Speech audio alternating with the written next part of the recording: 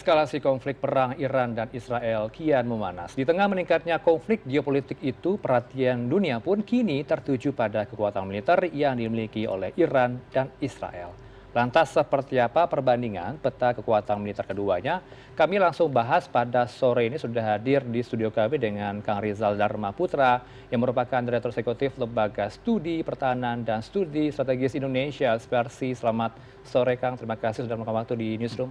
Selamat sore, Assalamualaikum. terima kasih undangannya. Sehat selalu ya. Ya, Baik. insya Allah. Kita langsung lihat untuk ranking global dari Global Firepower, kami kutip data berikut. Kita lihat dulu dari Israel begitu. Apa yang bisa dijelaskan dari ranking global ini antara Israel dan Iran, Kang Rizal? Sebetulnya dari data seperti ini kita nggak bisa membandingkan apple to apple. Baik.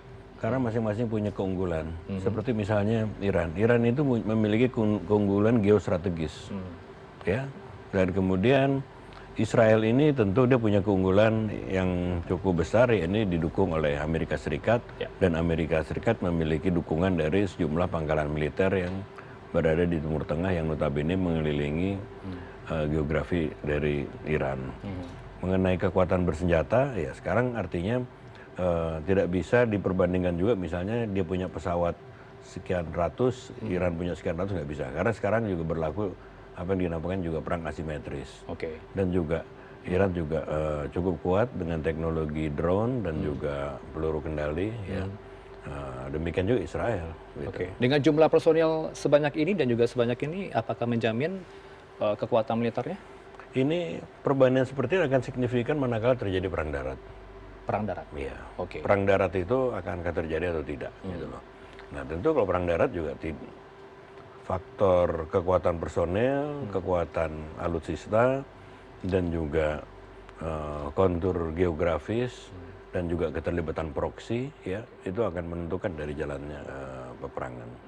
Kalau dari segi anggaran nih, dari dua negara ini, Kang Rizal? Ya begini, kalau dari anggaran saya lihat memang Israel jauh di atas Iran. Demikian juga dengan apalagi dengan dukungan dari Amerika Serikat. Nah sekarang yang menjadi masalah adalah sampai sejauh mana daya tahan dari suatu bangsa itu dalam melakukan peperangan. Oke. Kalau kita merujuk ke perang di Afghanistan, perang di Vietnam, itu kan tentu kalau diperbandingkan apple to apple nggak berlaku di situ. Ya. Dengan jumlah personil sekian, dengan jumlah anggaran yang jauh kuat dari negara yang melakukan invasi, tetapi ternyata endurance itu yang menentukan dari jalannya peperangan akhirnya. Kita lihat kekuatan udara dan laut kedua negara ini, Kang Rizal, antara Israel dan Iran. Ini apakah bisa menjamin juga nih kekuatan militer dari masing-masing alutsista yang mereka punya?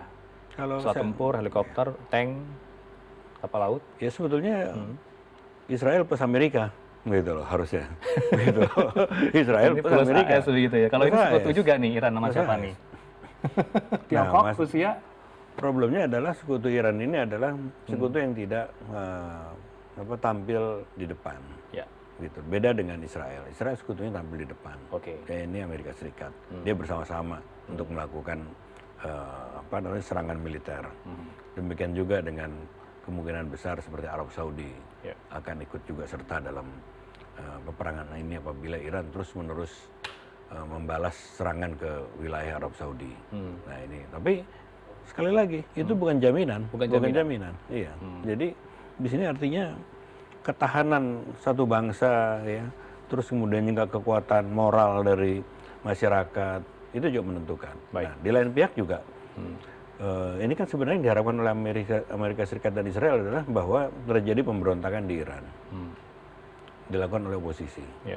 Manakala militernya dilemahkan, pemimpin nasionalnya dibunuh, ya, maka terjadi pemberontakan. Ternyata kekuatan pemberontakan itu nggak terlalu kuat juga, Oke. nggak terlihat begitu. Nah, itu yang tadinya diharapkan oleh Amerika Serikat dan Israel. Oke. Sedangkan kalau untuk melakukan pendudukan hampir mustahil lah, Baik. hampir mustahil. Jadi kesimpulannya kekuatan militer siapa paling unggul, siapa paling kuat Ya, dari kalau- segi kualitas kuantitas. Kalau di atas kertas ya tentu Amerika Serikat dan Israel. Oke. Di atas kertas ya. Kalau kemudian dalam melakukan ketahanan peperangan, bagaimana menguras energi dari pihak agresor itu dalam melakukan penyerangan, tentu Iran saya pikir memiliki ketahanan yang cukup handal gitu ya.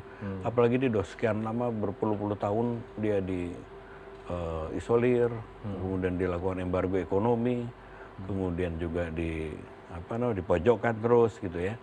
Dia memiliki itu sudah teruji, dan juga bagaimana dia bisa memproduksi alutsistanya di tengah-tengah embargo. Dia punya peluru kendali, dia bisa mengembangkan kekuatan nuklir, dia memiliki teknologi peluru kendali dan juga drone yang ternyata mengejutkan banyak pihak gitu loh. Nah ini tentu dia tidak berdiri sendiri, tapi secara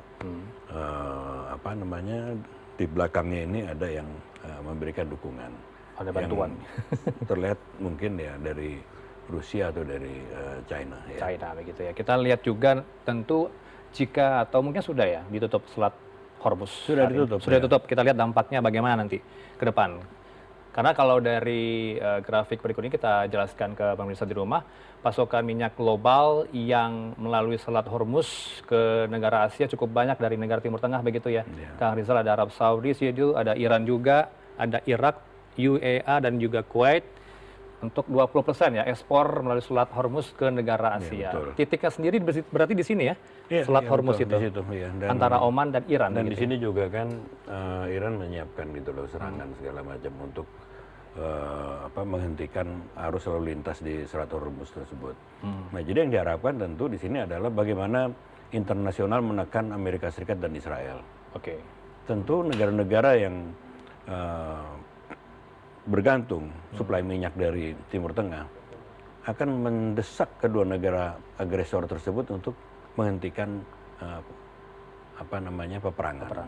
Gitu. Demikian. Sehingga ini merupakan dapat dikatakan sebagai suatu langkah diplomasi ya, walaupun dengan kekuatan militer ya, untuk menggiring kembali Amerika Serikat dan Israel nanti ke meja perundingan. Optimis rasanya itu ke sana. Ya ini tergantung dari apa yang ada di benak dari Donald Trump dan Netanyahu. Dua orang itu yang akan menentukan. Jadi faktor, kalau dalam hubungan internasional itu faktor idiosinkretik dari pemimpin besar inilah sekarang yang mendominasi bagaimana kebijakan keamanan, kebijakan militer itu diimplementasikan. Ya, meskipun ini ditutup Selat Hormuz, tapi kalau kita lihat ya 2,6 juta barel per hari BPD Uni Emirat Arab nih masih ada kapasitas yang tidak terpakai begitu, Kang Rizal, dari pipa UEA dan juga Saudi dari Hormuz. Ini bagaimana menjelaskan ini?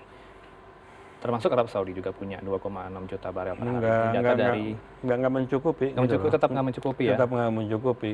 Dan juga sebenarnya kan bukan soal masalah suplai minyak aja. Tapi adalah bagaimana mengguncang ekonomi kawasan, kemudian mempengaruhi ekonomi global. Seperti misalnya serangan-serangan terhadap gedung-gedung pencakar langit di Dubai, di negara-negara Uni Emirat dan lain-lain. Itu kan tujuannya adalah untuk melakukan tekanan lagi, melakukan tekanan politik, kemudian juga melakukan tekanan ekonomi juga. Karena pusat finansial terbesar di Timur Tengah itu kan di Dubai. Nah, itu yang coba di pressure oleh Iran. Dan juga berdampak kepada negara-negara Asia, ada China, India, Korea Selatan, Jepang, dan negara Asia lainnya. Kalau Indonesia seperti apa dampak penutupan Selat Hormuz? Indonesia tentu akan berpengaruh sekali. Kalau menurut keterangan Menteri SDM kan kita BBM tahan 20 hari. Kalau misalnya itu ditutup. 20 hari saja. 20 hari. 20 hari. Kalau saya nggak salah ya. Rasanya sih benar ya. 20, ya let's say 1 bulan lah bisa tahan itu. Nah itu yang akan terkena dampak. Dan kalau misalnya kita BBM ini sudah terkena dampak, ya tentu rentetan multiplier efeknya adalah harga barang, apalagi ini menjelang Lebaran dan lain-lain, dan juga ke stabilitas politik. Itu akan mempengaruhi kita. Seberapa besar peran Indonesia dalam eskalasi ini? Indonesia saya pikir begini, inisiatif yang dilakukan oleh Presiden Prabowo untuk sebagai mediator, memediasi, ya, itu harus memiliki kemampuan untuk menekan. Himbauan tidak cukup. Sekarang modal kita apa untuk menekan negara-negara besar ini lagi tengah berperang, gitu loh. Jadi saya pikir tetap kembalikan ini kepada PBB. Indonesia bisa berperan dengan mendesak PBB. Kalau inisiatif secara unilateral, secara diplomasi sendiri-sendiri aja gitu ya, itu nggak akan terlalu efektif. Jadi nanti akan menimbulkan kesan justru Indonesia pergi ke Teheran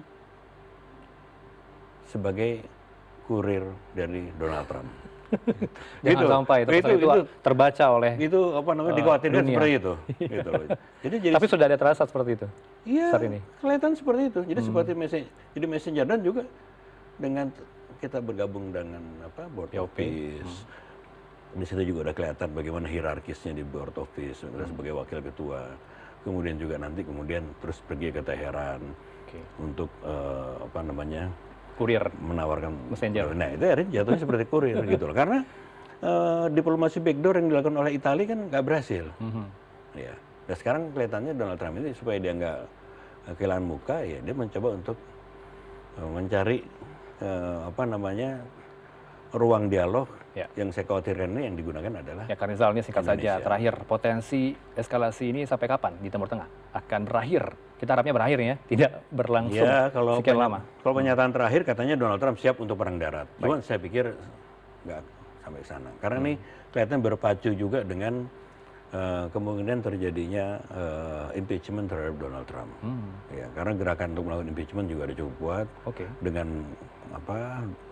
isu dari Epstein sampai kemudian melakukan peperangan, menyatakan peperangan tanpa persetujuan dari Kongres. Nah, jadi dia akan menghadapi persoalan domestik juga. Tidak begitu lama lah ya ini eskalasi yang terjadi. Kalau domestik di Amerika Serikat bisa menekan, ya tentu akan terjadi penurunan eskalasi. Ya, meskipun negosiasi masih belum mulus nampaknya dari AS ke Iran. Iya betul. Baik, terima kasih untuk alasannya pada sore ini bersama Newsroom tentang peta kekuatan militer antara Iran dan Israel. Kita harapkan memang eskalasi Timur Tengah berakhir begitu ya.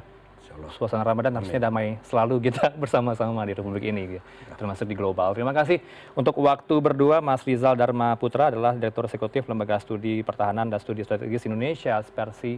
Selamat sore atas waktunya. Terima kasih, Kang Rizal. Terima kasih. Sehat selalu.